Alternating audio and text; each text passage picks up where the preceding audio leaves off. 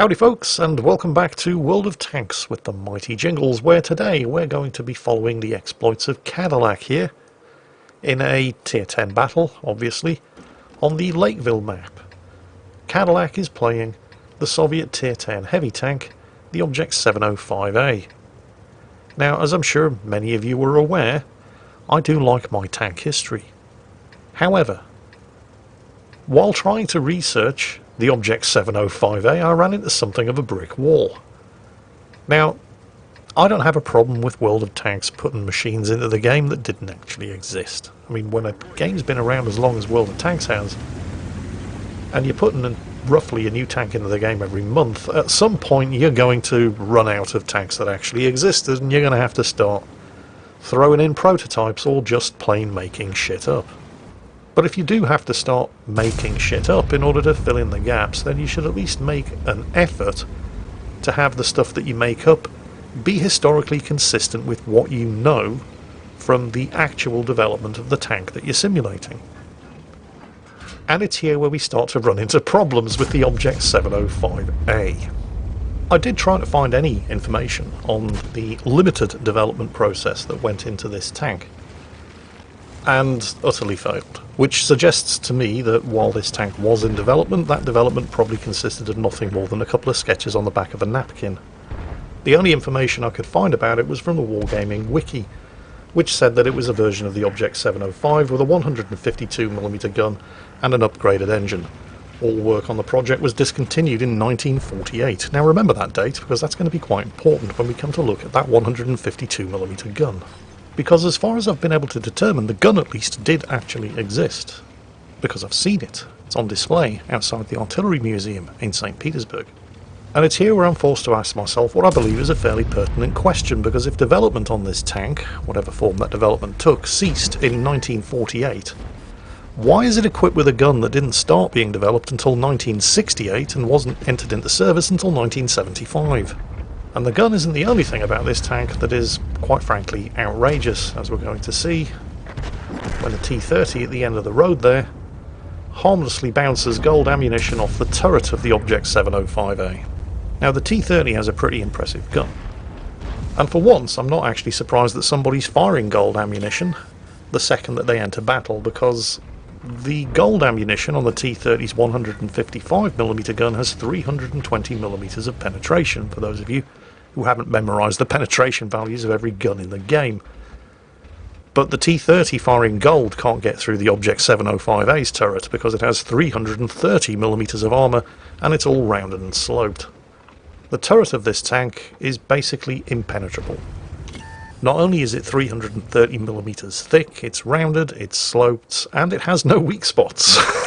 Because as long as you're just making shit up, well, why not?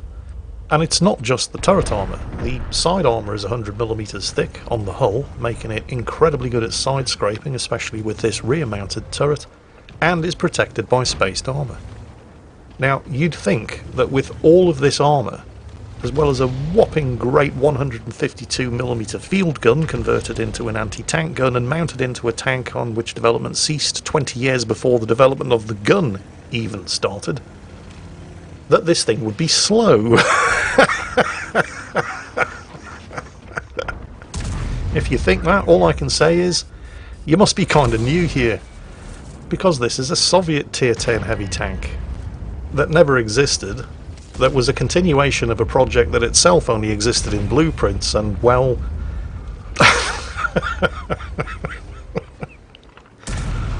I guess there just are no rules that you have to observe when you're talking about making stuff up for a tank that itself was a development of something that was mostly made up in the first place. Because this is a 100-ton tank that is somehow capable, in 1948, of doing 40 kilometers per hour. Now, it's true that the Soviets did start designing turbine engines for their tanks as early as 1949, not 1948, but they were of such terrible quality that it wasn't until the mid-1960s that they started taking turbine engines seriously. To be precise, in 1969, when the Kirov factory produced a gas turbine engine for the tank that would become the T-64 that was capable of producing 1,000 horsepower. Pretty impressive, But a far cry from the 1500 horsepower in the Object 705A here that apparently Soviet engineers were able to pull out of their arses 21 years earlier in 1948, when development on this tank was discontinued. So what we have here is a blueprint based on a blueprint that was flushed down the toilet in 1948, armed with a gun that didn't enter service until 1975 and a 1500 horsepower engine that was somehow available in 1948 and able to propel a 100-ton tank at speeds of 40 kilometers per hour. I guess the tank must just run on unicorn farts. It's the only possible explanation. The most surprising thing about this tank is that it isn't even premium. I mean, none of that's Cadillac's fault, of course. He's researched the tank, he's playing it. T-28 prototype there managed to get a shot into his side as he came around the corner. Who thinks the T-28 prototype's going to be able to inflict any further damage on this magical mystery Soviet bullshit tank? Side scraping around the corner. Because the tank does actually have a weakness, the lower glacis, which shouldn't be difficult for a T-28 prototype to hit at this range, is kind of vulnerable. But now that he's been immobilised, he's not even getting around the side, he doesn't have to. Because with this gun, you can just do that. Monstrous alpha damage, of course, 650, more than any other Soviet Tier 10 heavy. Offset somewhat by the very, very bad aiming time and accuracy. Although it does get kind of comical when you're reading the official World of Tanks wiki page and looking for the downsides of this tank, it lists the below average high explosive damage as one of this tank's deficiencies, because yeah, it only does 840.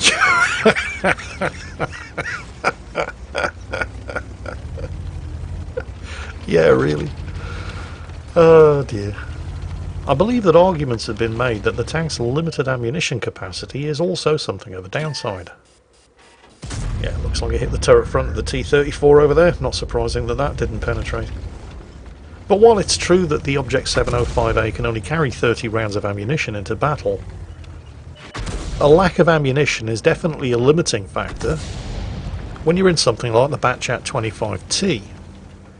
But not when you're in an Object 705A, because the Batchat only does 390 damage per shot, not the 640 that this thing is capable of doing.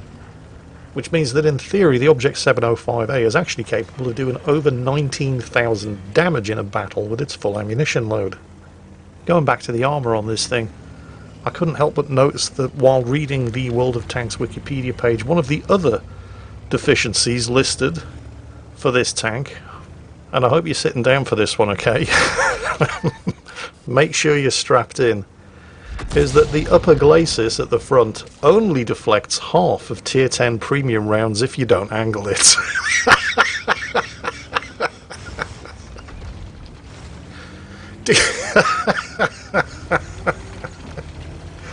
Do you get the impression that they're really starting to get desperate to find bad things to say about the Object 705A?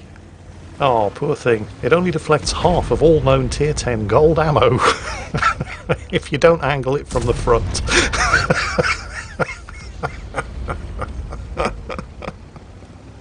Oh, poor thing. See if you can finish off that T-34 now. Remember, terrible accuracy and horrible aiming time, yeah? Well, it should be nigh impossible to snipe the commander's hatch of a hull-down T-34 at a range of 318 metres then. Or not.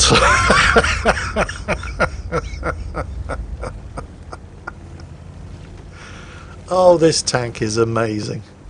For all the wrong reasons. Unfortunately, killing the T-34 means that there's now no chance of a Kolobanov's medal, because there are now only 4 enemy tanks left. Although it looks like he's about to lose the Jaegeru, which had only 29 health and was huddled in the corner there, desperately hiding from artillery. The good news is that the STB-1, the last remaining actual tank on the enemy team, didn't exactly make that kill difficult. So now it's Cadillac against 3 artillery, and they've pretty much got this area zeroed in. Although he's not in the same spot where the Jaegeru was getting hammered, so they're probably going to have to relocate if they want to dig him out, and the Object 207 has done exactly that. Well, that was incredibly brave of him. The question here is, was the Object 207 alone, or have the other 2 artillery also closed in in an attempt to smash him down with high explosive from multiple sides.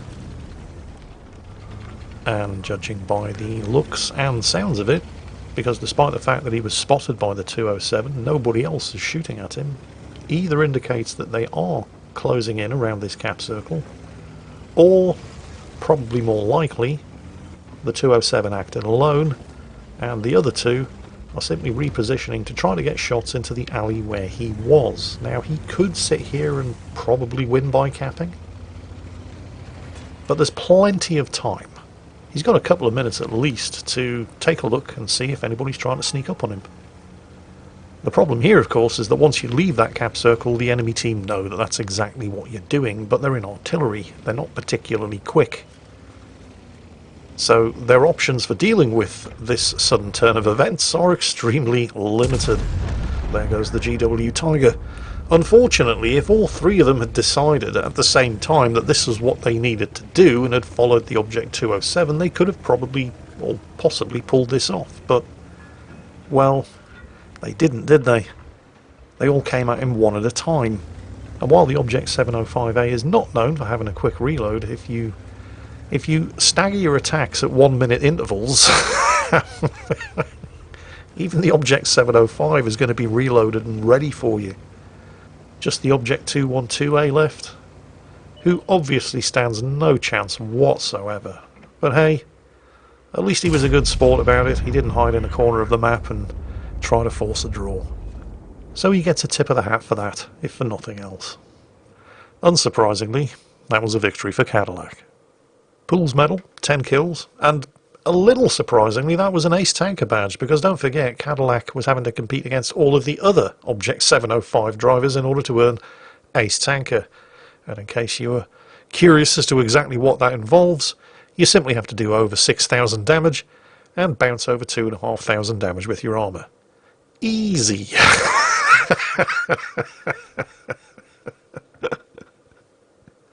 Anyway, ace tanker and the Pool's medal, amongst others, for Cadillac in the Object 705A, the best tank that the Red Army never built. At least until Wargaming get around to making up another one. That's it for today, folks. I hope you enjoyed it, and as always, take care, stay safe, and I'll catch you next time.